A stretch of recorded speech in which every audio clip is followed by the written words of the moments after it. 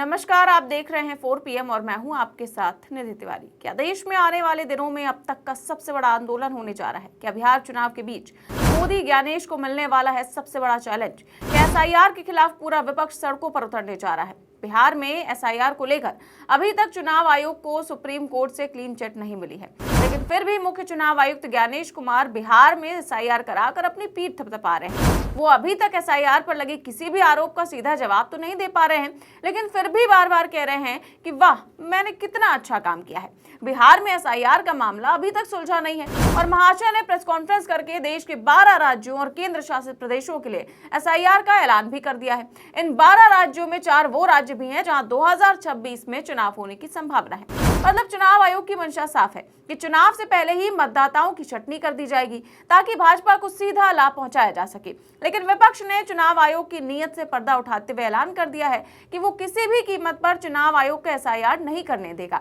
इसके लिए उसको चाहे सड़क पर उतरना पड़े या फिर कानूनी लड़ाई लड़नी पड़े, लेकिन वो ज्ञानेश कुमार को अपनी मनमानी नहीं करने देगा। आप खुद सोचिए कि अभी तक बिहार चुनाव निपटे भी नहीं है और ज्ञानेश कुमार एक दिन अचानक आकर तुगलकी फरमान जारी करते हैं कि आज रात 12 बजे मतदाता सूची फ्रीज कर दी जाएगी और 12 राज्यों में SIR प्रक्रिया चलाई जाएगी। ऐसे में सवाल उठता है कि आखिर केचुआ इतनी जल्दी में क्यों है? क्या SIR को सुप्रीम कोर्ट से क्लीन चिट मिलने का इंतजार नहीं किया जा सकता है?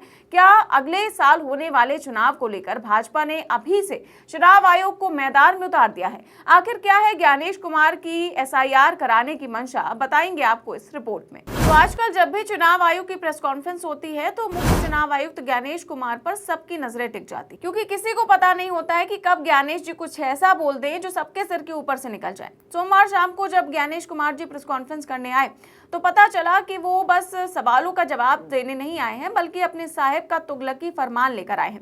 उन्होंने बताया कि कल से 12 राज्यों और यूटी में SIR होने जा रहा है। मतलब ज्ञानेश जी दबे अल्फाजों में बता गए कि साहेब का कहना है कि ज्ञानेश, तुमने बिहार में अच्छा काम किया, चलो अब यही काम पूरे देश में करके दिखाओ। ज्ञानेश जी बता गए कि इन 12 राज्यों और केंद्र शासित प्रदेशों में अंडमान और निकोबार द्वीप समूह, छत्तीसगढ़, गोवा, गुजरात, केरल, लक्षद्वीप, मध्य प्रदेश, पुदुचेरी, राजस्थान, तमिलनाडु, उत्तर प्रदेश और पश्चिम बंगाल शामिल हैं। लेकिन अब देखिए कि जैसे ही इन 12 राज्यों का नाम लिया गया तो सबका ध्यान गया कि इसमें कुछ गोलमाल है, क्योंकि ज्ञानेश जी ने महाराष्ट्र और हरियाणा का नाम तो लिया ही नहीं, जहां सबसे ज्यादा वोट चोरी के आरोप थे। अच्छा चलिए, मान लिया कि जिन राज्यों में अगले साल चुनाव होने हैं सिर्फ उनको रखा गया है, तो ज्ञानेश जी असम को कैसे भूल गए? क्या वहां अगले साल चुनाव नहीं होने हैं, या वहां भाजपा की सरकार पहले से बनी है तो वोट काटने की जरूरत नहीं है? इसको लेकर जब पत्रकारों ने ज्ञानेश जी से सवाल पूछा तो वो बोले कि अरे भाई, असम में मतदाता सूची के संशोधन की घोषणा अलग से की जाएगी। ऐसे में सवाल है कि जिस असम में बीजेपी सबसे ज्यादा घुसपैठिए का मुद्दा उछालती रही है और सबसे ज्यादा अवैध वोटर का आरोप लगाती रही है, उस राज्य के लिए ही SIR की घोषणा अभी क्यों नहीं की गई? फिलहाल इस सवाल का ठोस जवाब तो नहीं मिल पाया है, लेकिन बाकी राज्यों में SIR को लेकर जानकारी दी गई।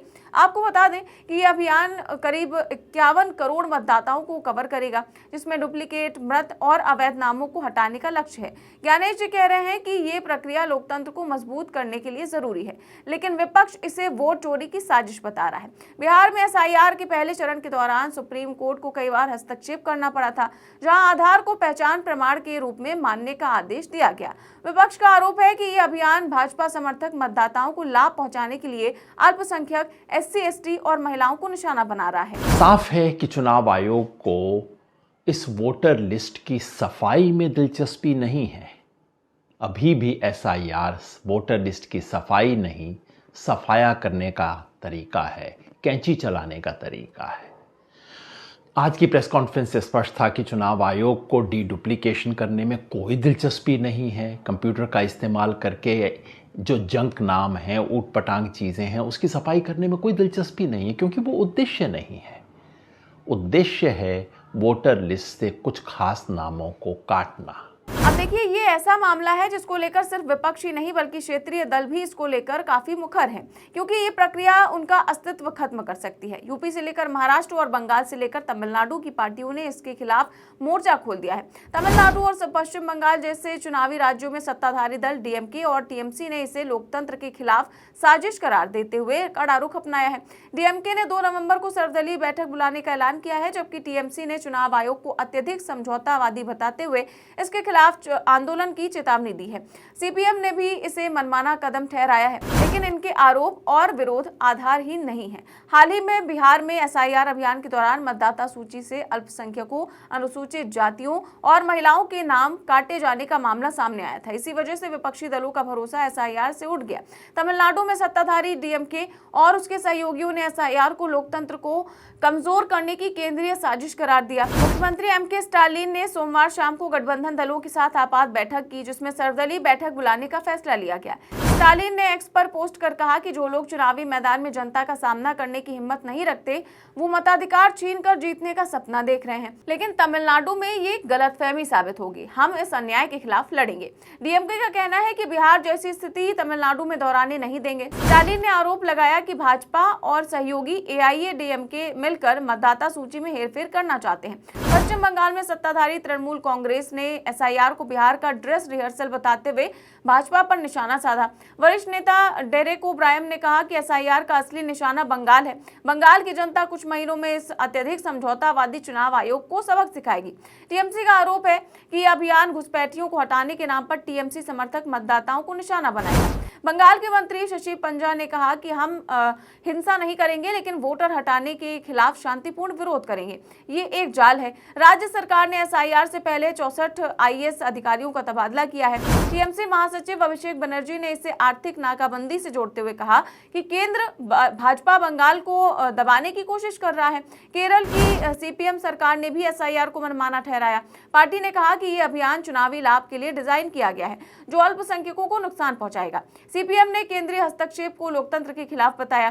कांग्रेस ने चुनाव आयोग की मंशा पर सवाल उठाए और कहा कि बिहार के सवालों के जवाब अभी भी बाकी है। राजनीतिक विश्लेषकों का भी यही मानना है कि एसआईआर विवाद 2026 के विधानसभा चुनावों को प्रभावित कर सकता है।